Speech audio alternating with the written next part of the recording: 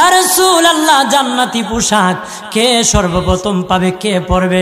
নবী বলেন আয়েশা রে, জান্নাতি পোশাক সর্বপ্রথম আমি রাসূলুল্লাহ পাবো, কিন্তু আমি নবী সর্বপ্রথম পরব না। সর্বপ্রথম ইব্রাহিম খলিলুল্লাহকে জান্নাতি পোশাক পরানো হবে।